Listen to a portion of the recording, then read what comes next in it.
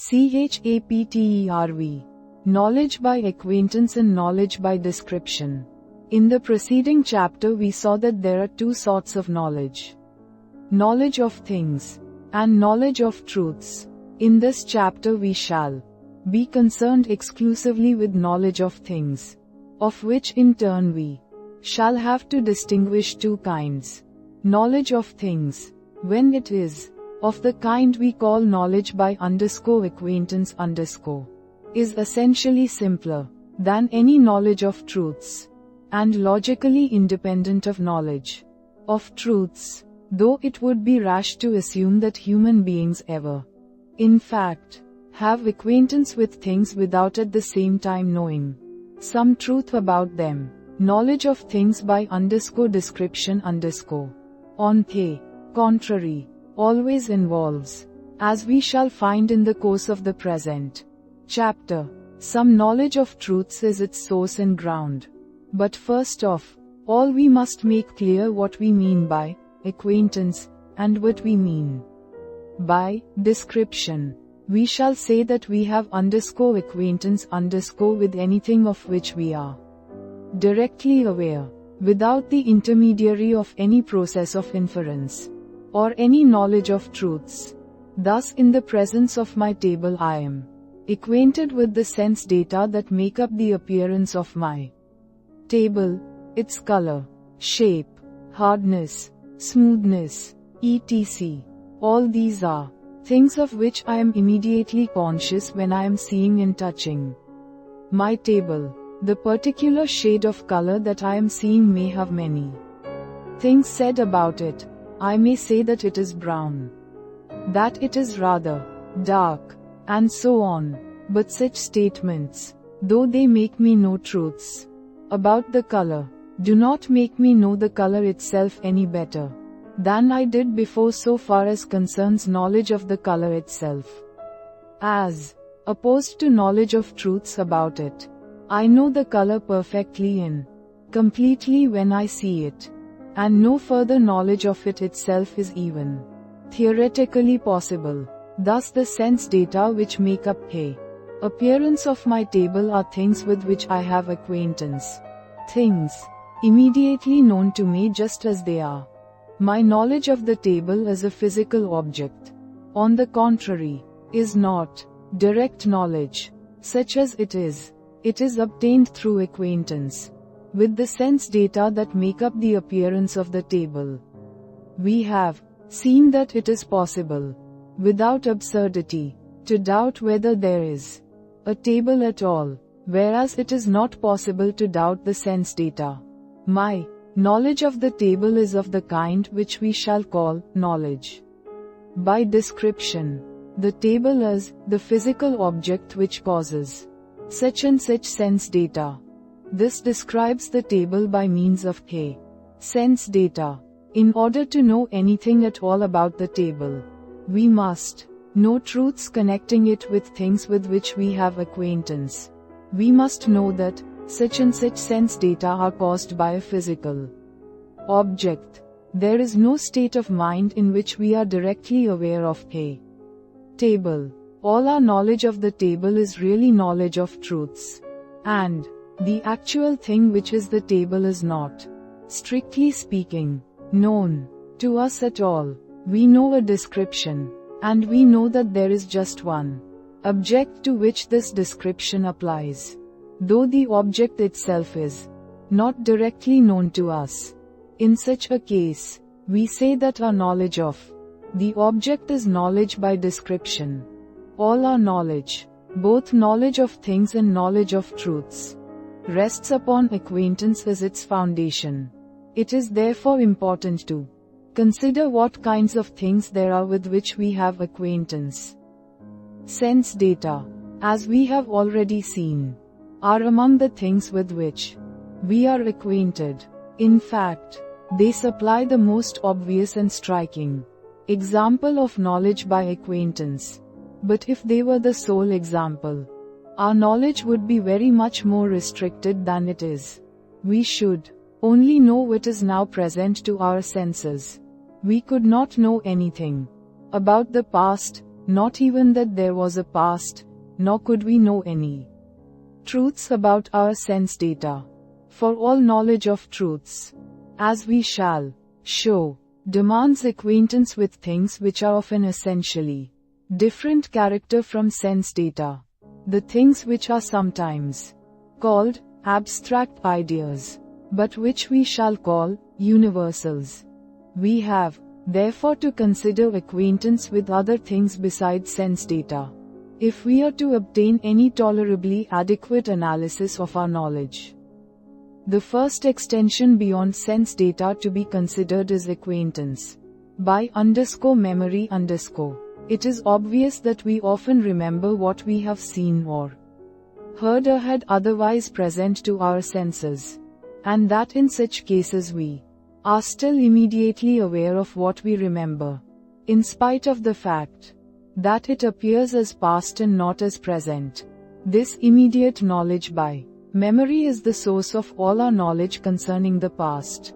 Without it, there could be no knowledge of the past by inference, since we should never know that there was anything past to be inferred. The next extension to be considered is acquaintance by introspection. We are not only aware of things, but we are often aware of being aware of them. When I see the sun, I am often aware of my seeing the sun. Thus, my seeing the sun is an object with which I have acquaintance. When I desire food, I may be aware of my desire for food. Thus, my desiring food is an object with which I am acquainted. Similarly, we may be aware of our feeling pleasure or pain, and generally of the events which happen in our minds. This kind of acquaintance, which may be called self-consciousness, is the source of all our knowledge of mental things. It is obvious that it is only what goes on in our own minds that can be thus known immediately. What goes on in the minds of others is known to us through our perception of their bodies. That is, through the sense data in us which are associated with their bodies. But for our acquaintance with the contents of our own minds, we should be unable to imagine the minds of others, and therefore we could never arrive at the knowledge that they have minds. It seems natural to suppose that self-consciousness is one of the things that distinguish men from animals. Animals, we may suppose, though they have acquaintance with sense data, never become aware of this acquaintance.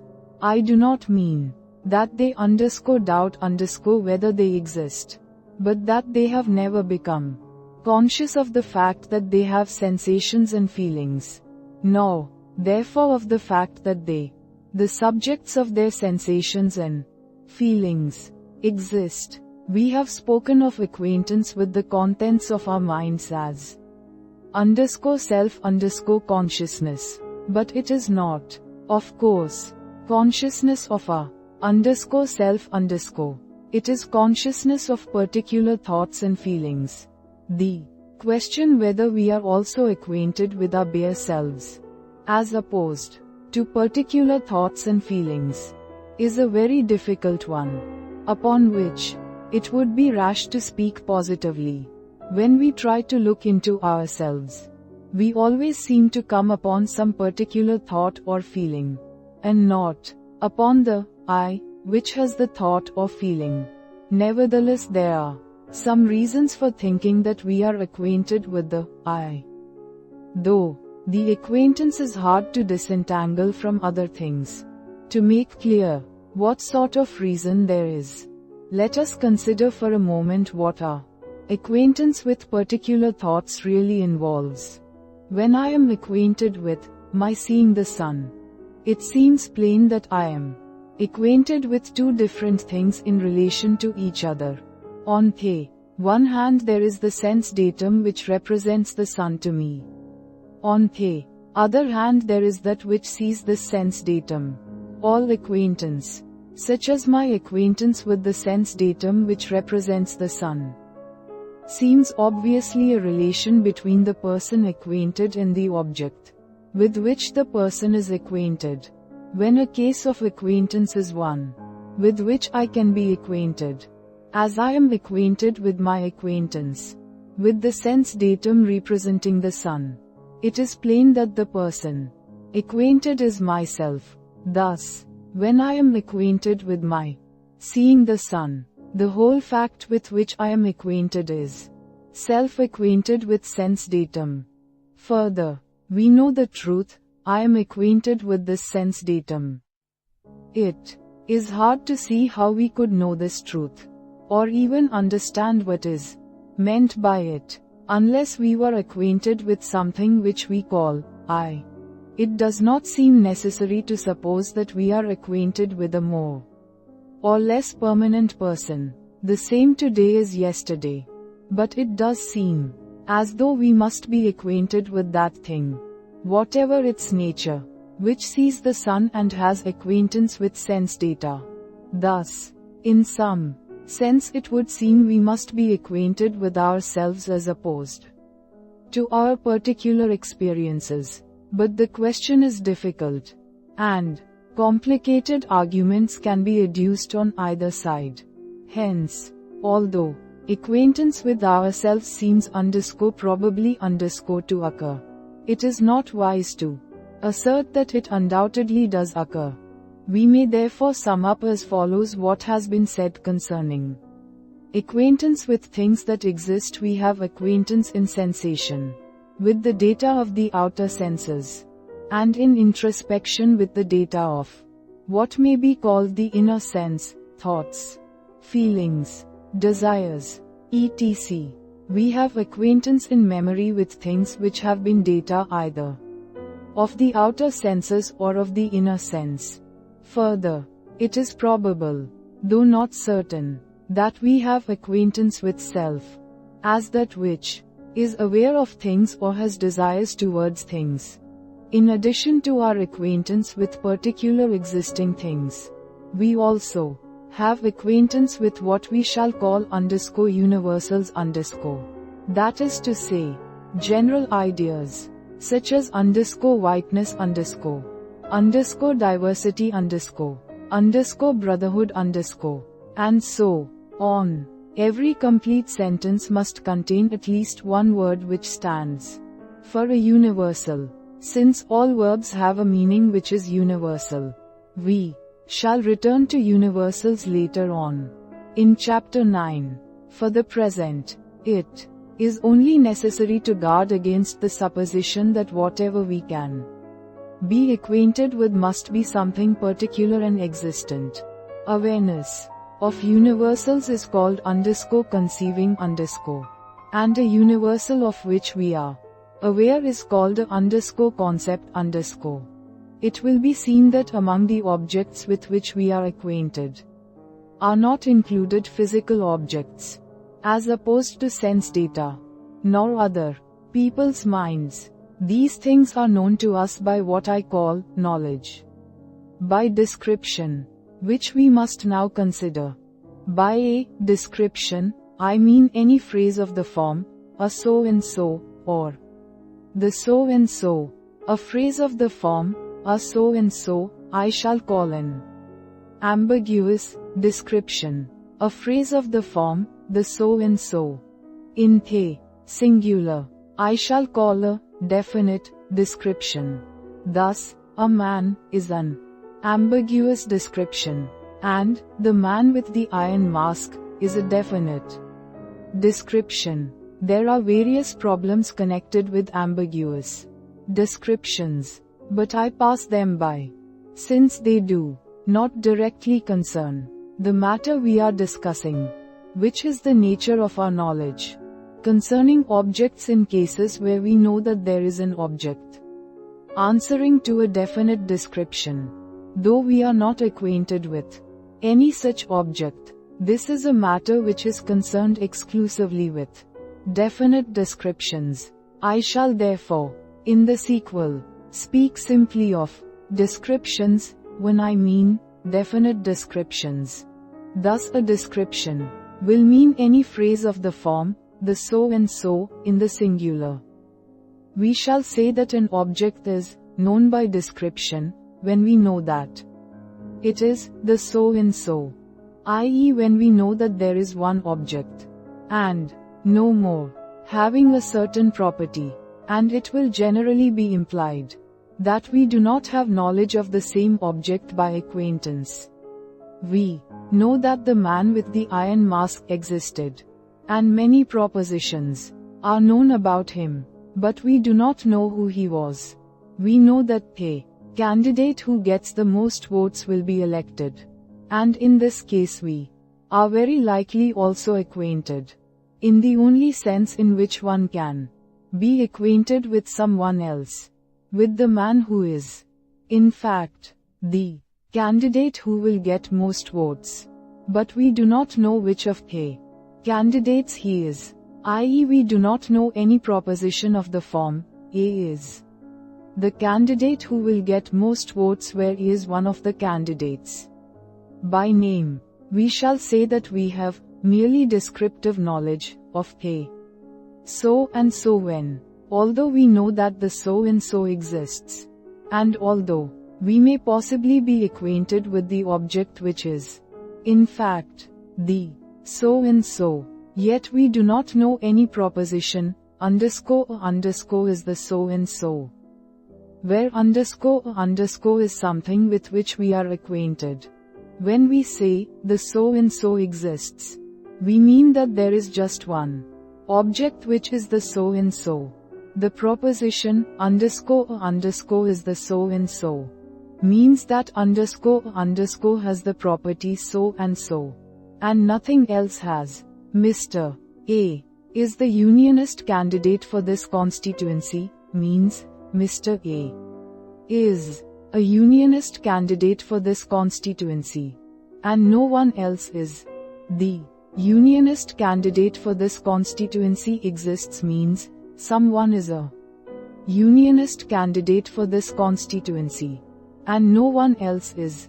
Thus, when we are acquainted with an object which is the so and so, we know that the so and so exists, but we may know that the so and so exists when we are not acquainted with any object which we know to be the so and so, and even when we are not acquainted with any object which, in fact, is the so and so. Common words, even proper names, are usually really descriptions, that is to say, the thought in the mind of a person using a proper name. Correctly can generally only be expressed explicitly if we replace the proper name by a description. Moreover, the description required to express the thought will vary for different people, or for the same person at different times. The only thing constant, so long as the name is rightly used, is the object to which the name applies. But so long as this remains constant, the particular description involved usually makes no difference to the truth or falsehood of the proposition in which the name appears. Let us take some illustrations. Suppose some statement made about Bismarck, assuming that there is such a thing as direct acquaintance with oneself. Bismarck himself might have used his name directly to designate the particular person with whom he was acquainted. In this case, if he made a judgment about himself, he himself might be a constituent of the judgment. Here the proper name has the direct use, which it always wishes to have, as simply standing for a certain object, and not for a description of the object. But if a person who knew Bismarck made a judgment about him, the case is different. What this person was acquainted with was certain sense data which he connected, rightly, we will suppose, with Bismarck's body, his body, as a physical object, and still more his mind, were only known as the body and the mind connected with these sense data. That is, they were known by description. It is, of course, very much a matter of chance which characteristics of a man's appearance will come into a friend's mind when he thinks of him. Thus the description actually in the friend's mind is accidental. The essential point is that he knows that the various descriptions all apply to the same entity, in spite of not being acquainted with the entity in question. When we, who did not know Bismarck, make a judgment about him, the description in our minds will probably be some more or less vague mass of historical knowledge, far more, in most cases, than is required to identify him.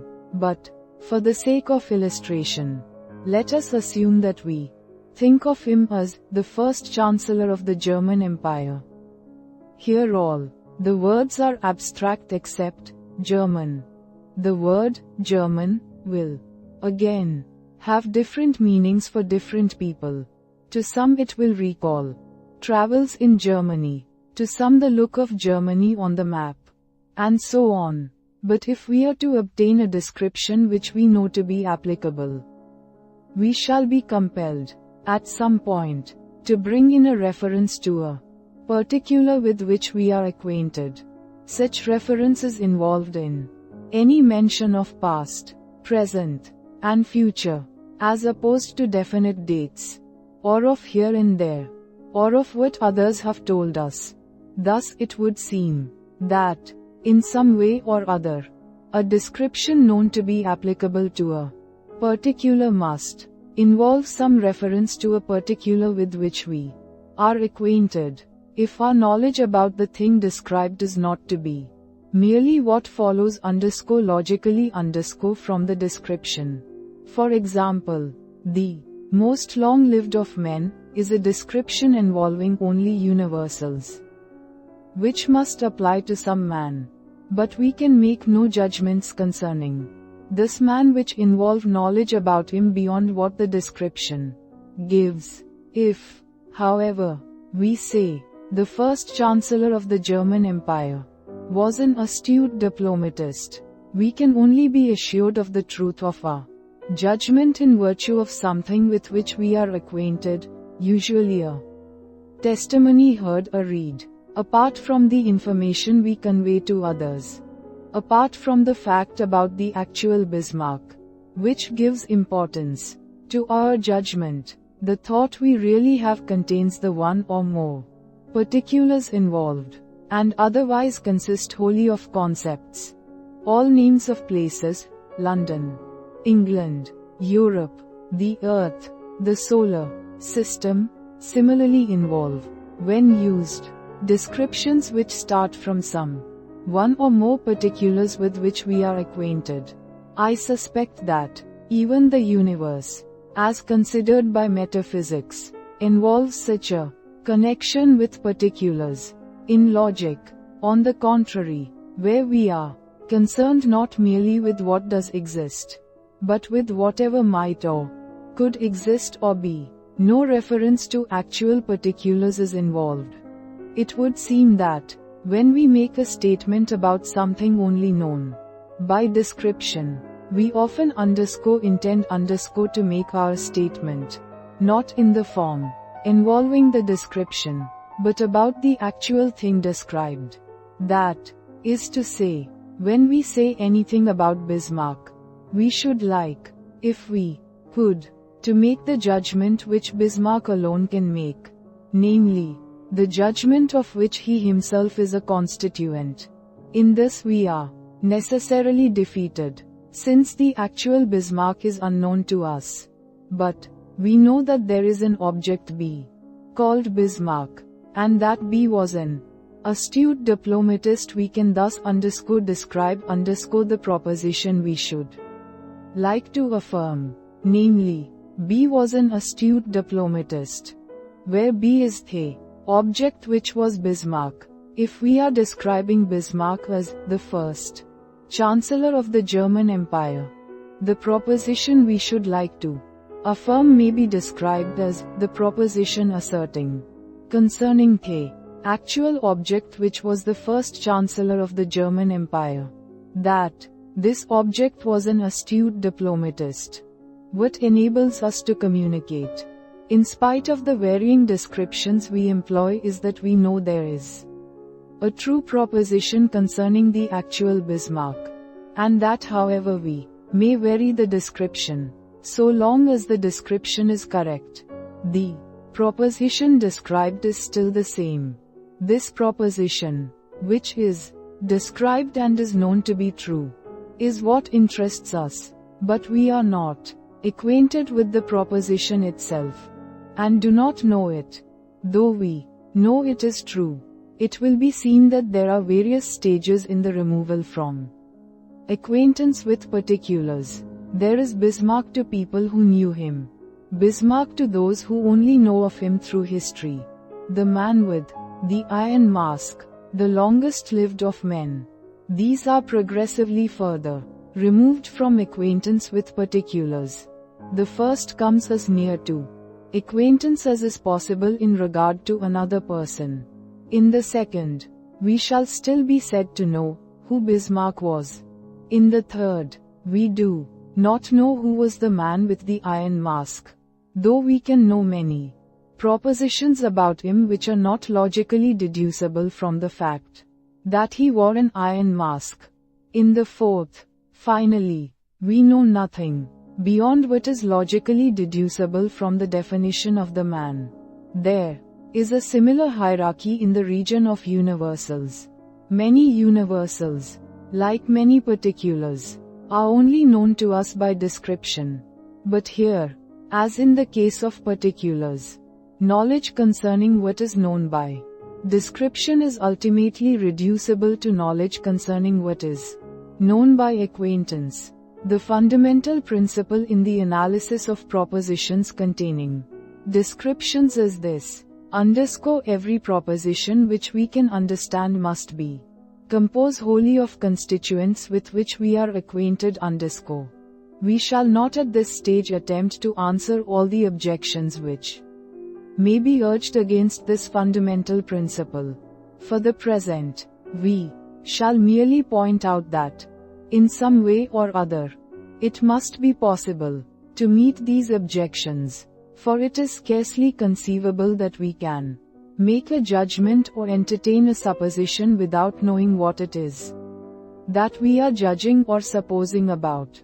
We must attach some meaning to the words we use, if we are to speak significantly and not utter mere noise, and the meaning we attach to our words must be something with which we are acquainted.